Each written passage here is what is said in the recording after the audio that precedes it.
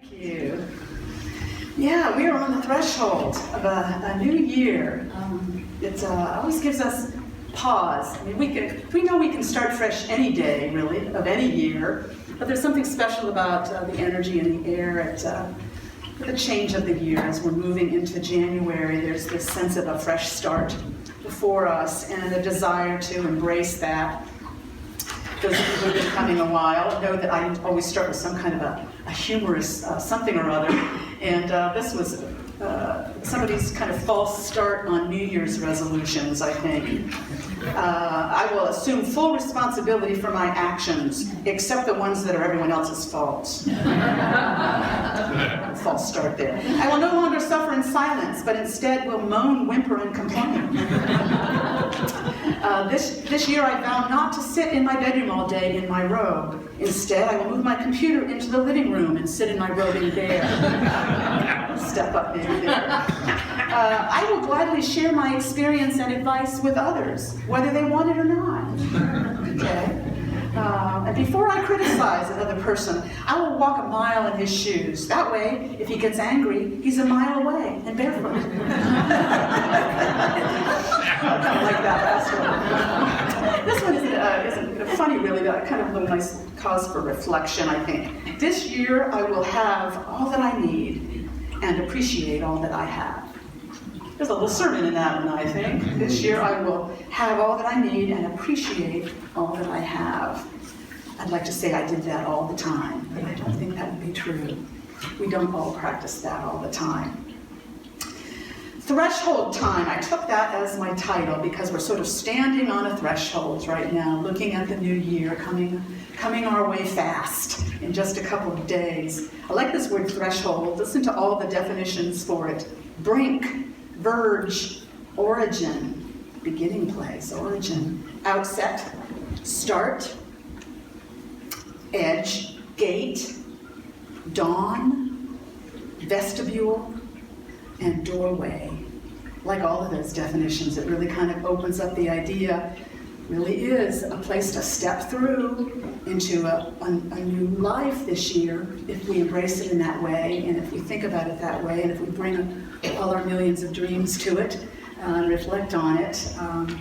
So it's a great way to start, I think, with this burning bowl thing we do every year. If it's new to you, it's very much an inner process. Reflecting on, we used to use actual paper, the bottom half of a slip of paper, and set it on fire up here, and the smoke just kind of got overwhelming. Now we have these little flash paper slips that you probably all got one on your way in. So we're concise, but really try to hone in on what do I really want to leave behind and burn up to release that energy for my life.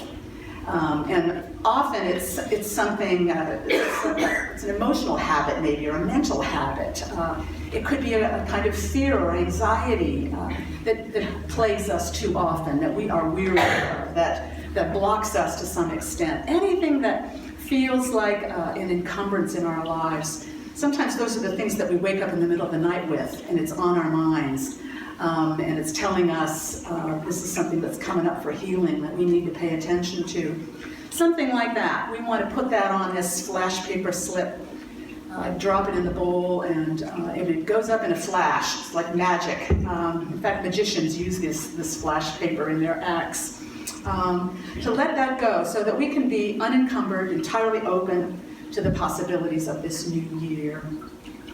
It really is a kind of a law of nature, this ongoing process of getting new ideas, new inspiration, changing and growing and leaving old ideas behind. It's a very natural process going on all the time.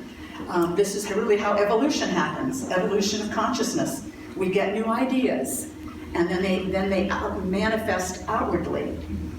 That's why none of us are the same as we were probably 20 years ago. We have different mindset now, different attitudes, different ideas about who we are and what our lives are about. So it's always happening from the inside out, and it has to do very much with what's going on in our minds, in our thoughts. This is Charles Fillmore, co-founder of Unity. He said, "Thoughts are things. They occupy space in the mental field." A healthy state of mind is attained and continued when the thinker willingly lets go the old thoughts and takes on the new. This is illustrated, he said, by the inlet and the outlet of a pool of water. Stop the inlet and the pool goes dry. Close the natural outlet and the pool stagnates. Has to be a flow, in and out.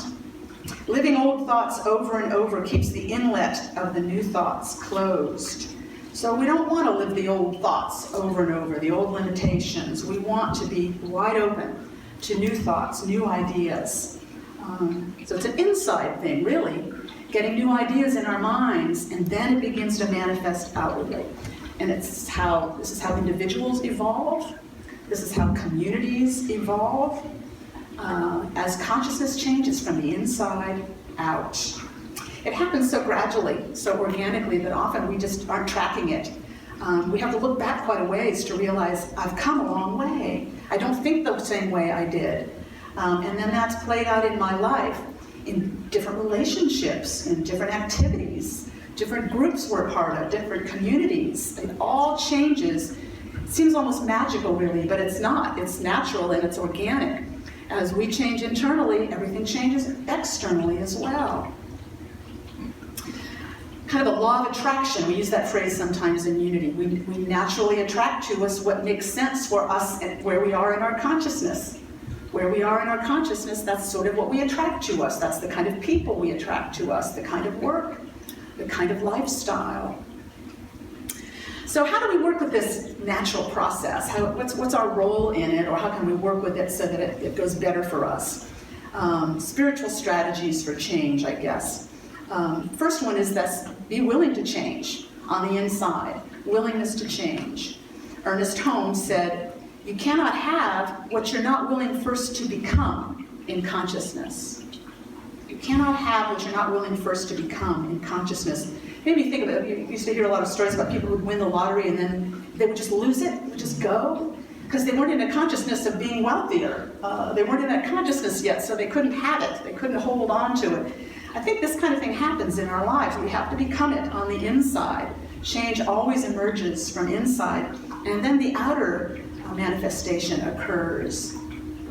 Jesus taught about this a lot, this external approach we take. Because often we think we need just an external fix of some kind.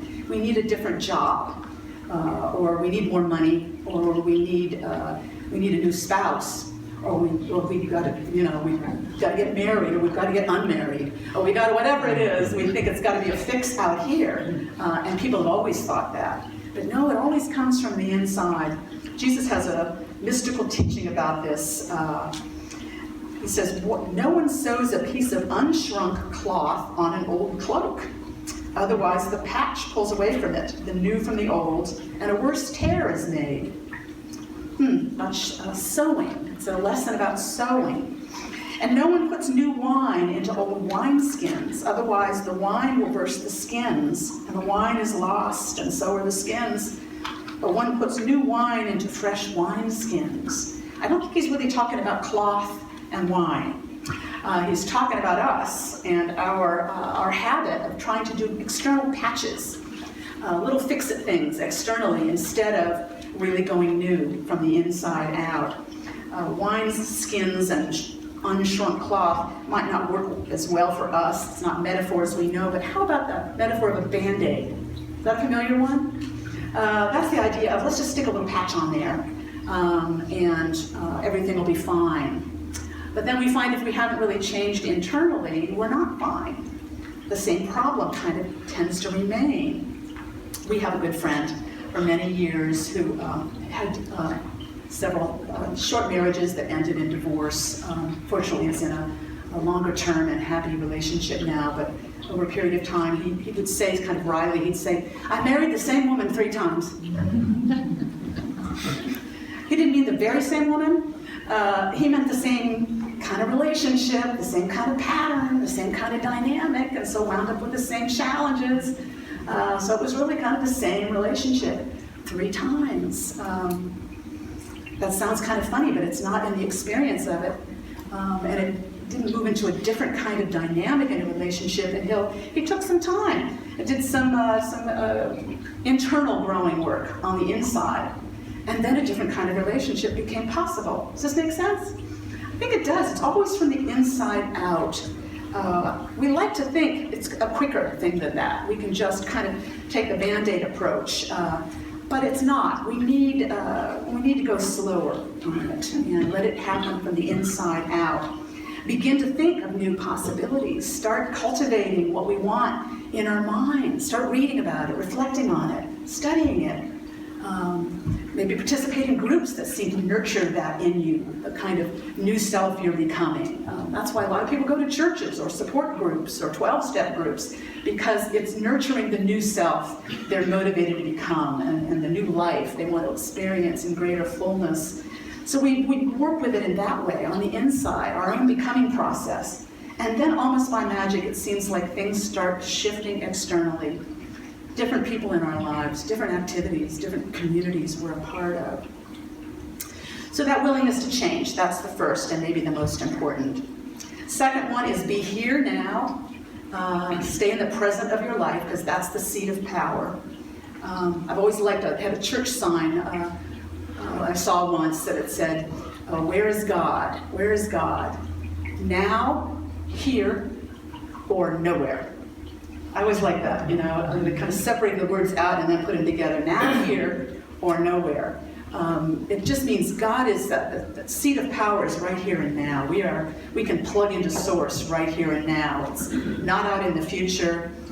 It's not a lost opportunity in the past. It's right here and now. We need to keep our focus. There's a lot of scripture on this teaching as well.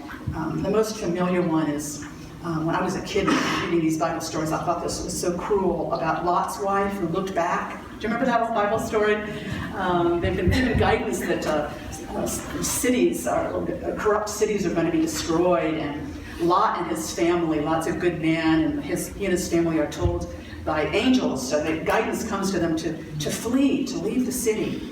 And Lot's wife looks back and is turned into a pillar of salt. I always thought, well, that's just me. I'd look back to my hand was going up behind me, but it's a teaching story. This is about instruction about how to live our lives. It's not a historical account of a woman being turned into a pillar of salt. It's about how if we look back too long, we can be consumed by the past, and it'll dry up our lives. It'll dry up our lives if we are consumed by the past. It'll be crystallized, dried up like a pillar of salt. It's a powerful teaching, a metaphor for us about we don't want to look back longer than we have to. We want to feel the sorrows and feel, not stuff what happened or wounds that we experienced, but look back only long enough to take a lesson from it and let it go. We don't want to be consumed by the past, or it'll dry up our lives too. We want to stay in the moment. Stay in the moment, right here and now. So that's the second one. And the third one, and this is the one that gives me the most relief and gratitude. Remember that God does the work. God is the source and is doing the heavy lifting in our lives, every one of us. So we need to try and not do God's job and orchestrate everything about what our lives should be like and what everybody else should be doing in our lives. That's really too much work, and we take it on sometimes. We had a Byron Katie workshop here recently. Some of you might have attended, that Michelle Harkey did. And I've always liked Byron Katie. She has a number of books out. It has to do with forgiveness and letting go and that kind of thing. But she talks about there's three kinds of business. Three kinds of business in life. There's my business, and there's your business, and there's God's business. And we need to know that. And I need to stay out of your business and you out of mine. And we all need to stay out of God's business. That's very helpful to me. Don't try to do God's job. God is the source and a wellspring of great wisdom and healing energy within us. Our role is to be open to that, to be receptive to it, to commune with it, build a relationship with that power and presence so that it will guide us, and we'll hear that guidance more and more clearly day by day. And God will put before us what's ours to do day by day. It'll be clear day by day if we're kind of plugged into and inviting God to guide us. This is what Jesus did and what he taught. And he taught that it wasn't he that did the work in his life either. He said, the Father and I are one, and the Father within does his works. The Father within does it. So that calls us to commune with God, to stay open to that power and presence. And that's a tremendous relief to me. I don't have to figure everything out. What a relief that is to just say that. Let's make that an affirmation, shall we? I don't have to figure everything out. I don't have to figure everything out. Relief. All I have to do is stay plugged in to the deep wisdom in me, invited to guide me, stay in a state of receptivity and listening, and follow what comes to me day by day, what's mine to do.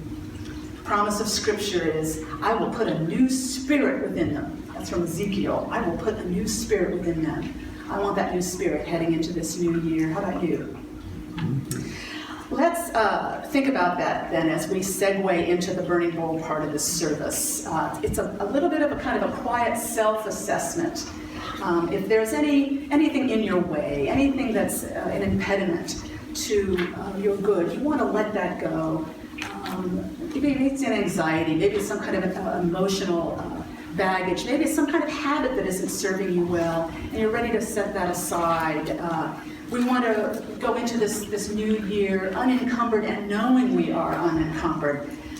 Here's my affirmation on that. I invite you to join me on. I am free and unlimited. I am free and unlimited. Any limitation, we're just going to burn up here in a moment. So think about that. And that goes on the little flash paper slip. And if you don't have a pen or a flash paper slip, just stick a hand up in the air and we'll get you one. Anyone need paper or pen? I have it. Okay. But no one needing one? Valerie is standing at the ready, so is Dorothy. Okay. The other thing you were given was a letter to God paper and an envelope to address and seal to yourself. That'll go in the basket up here. But you don't have to do that immediately. If you want, quite often people want to linger after the service for a few minutes to kind of finish that letter and seal it up, and it can go in the basket at any time. But in a few moments, Joe's going to play some, we call it sacred noodling on the guitar, as we reflect on what we might want to leave behind us. And in a few moments, the ushers will come along and invite you to come up. We'll just kind of start from the front and kind of go back row by row to burn that in the burning bowl. And you might watch me.